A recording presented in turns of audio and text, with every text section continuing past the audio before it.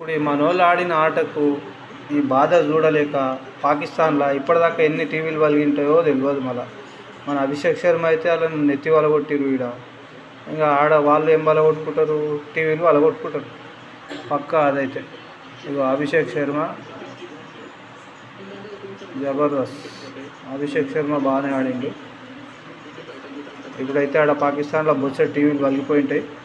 మళ్ళీ ఏమో ఇక వాళ్ళకి పైసలు ఎక్కువ ఉంటాయి కాబట్టి వాళ్ళు టీవీలు వలగొట్టుకుంటారు, ఇంకా నెత్తులు వలగొట్టుకుంటారు, లేకపోతే రోడ్ల మీద వచ్చి గొడవలు కూడా చేసుకోవచ్చు, మనకు తెలియదు.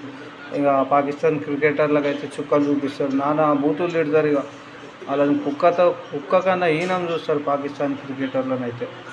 వచ్చే టీవీలు వలిగిపోయి ఉంటాయి. ఇప్పుడు రేపు టీవీలు షాపునికి అయితే ఫుల్ గిరాకు, ఎల్ఈడీలు అమ్ముకుంటాడు, టీవీలు అమ్ముకుంటాడు, డబ్బా టీవీలు అమ్ముకుంటాడు.